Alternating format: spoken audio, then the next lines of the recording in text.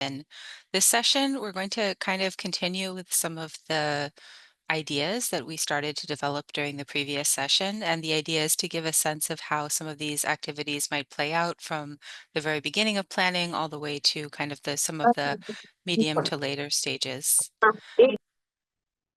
So, um, yeah, this is the plan for today. We're going to talk about the use of participatory concept mapping as a tool for intervention planning, do a little bit of role play to identify potential double duty interventions, explore intervention effectiveness, and then identify some interventions that might be effective, feasible, or acceptable.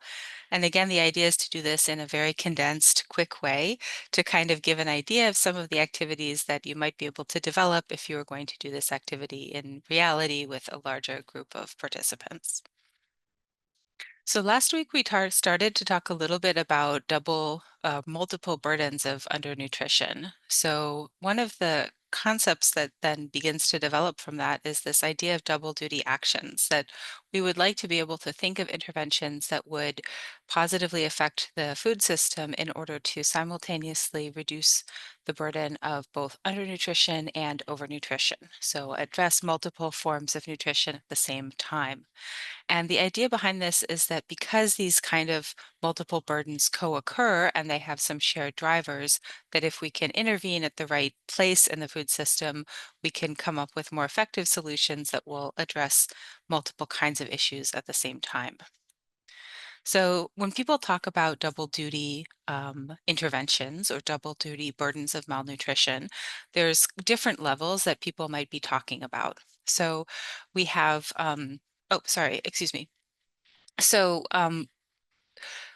one idea behind the idea of doing double duty interventions is to try to do no harm with existing interventions. So, um, a if you were to address one kind of malnutrition, so let's say we come up with an intervention to try to address child undernutrition or to reduce stunting, we would like to ensure that that intervention doesn't have any harmful impacts on other forms of malnutrition. So we don't want to make one form of malnutrition worse in our attempt to address another form of malnutrition.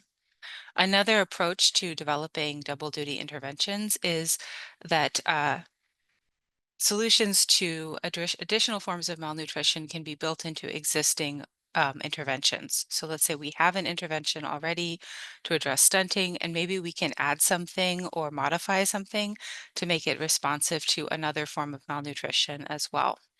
And then a third way of trying to work with double duty or identify double duty interventions is to develop new interventions that will simultaneously address the double burden. So that is not working with an existing intervention, not taking an existing intervention and making sure that it's appropriate or can be modified, but coming up with something entirely new from the ground up. And so here I put these circles to represent these two ideas of things that we're going to focus a little bit more on in this session. So one is the idea of doing no harm with existing interventions. How do we know that that's going to happen? Usually if an intervention is having an unintended consequence, so it's supposed to prevent stunting, but it's now causing an increase in overnutrition, for example, we didn't intend that. That wasn't planned. So how do we identify that risk, especially maybe in advance as we're developing the intervention? How do we identify that risk and try to mitigate it? And then another question is about completely new interventions. How would we identify a point? How would we identify what is the intervention that's likely to be most effective? And that's what we're going to talk about more in this session. So do no harm, identify actions with the greatest potential, and then those two questions, they both have to do with the effectiveness of the intervention. What effect is the intervention having on the food system? What effect is it having on the outcome of interest? But then we also have other kinds of questions that are equally important to when we're trying to develop interventions, which have to do with things like feasibility and acceptability. So I might have an intervention idea that would be very effective. It would reduce the burden of undernutrition. It would also reduce the burden of overnutrition, but it's not very feasible for that particular community or that country.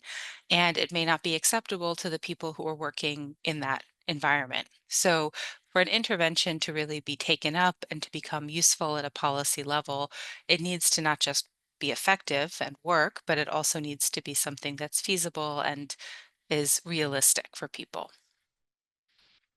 Okay, so now going on to this idea of intervention. So we're trying to come up with interventions. We're trying to work with people to develop interventions that address the dual burden of undernutrition.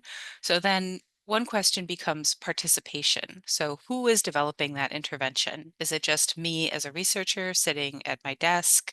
Is it me and a small group of colleagues and we're thinking together and we understand the issue really well? So we can do that. We can come up with some very good ideas.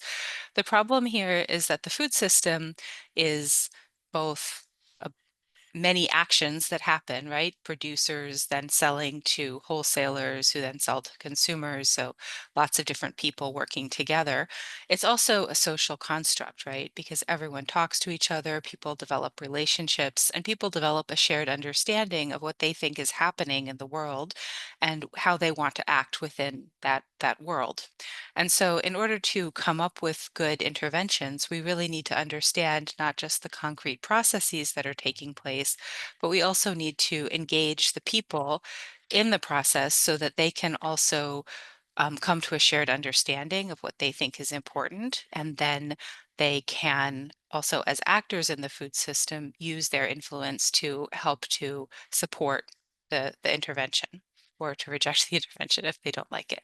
So we think that different actors in the food system have different understandings of what's going on. Everyone understands their own position, their own job, their own role in a deep way that no one else is going to understand.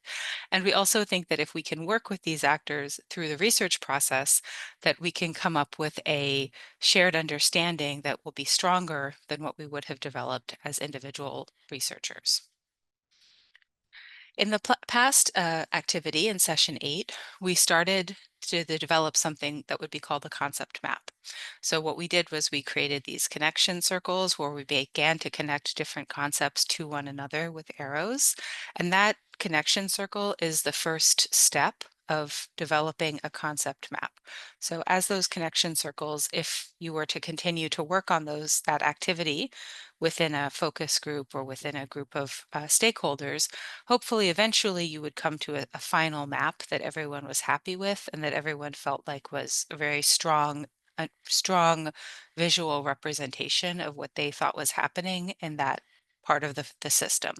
So the concept map is considered useful because it can be a tool that helps us to represent the different components that exist within different parts of the food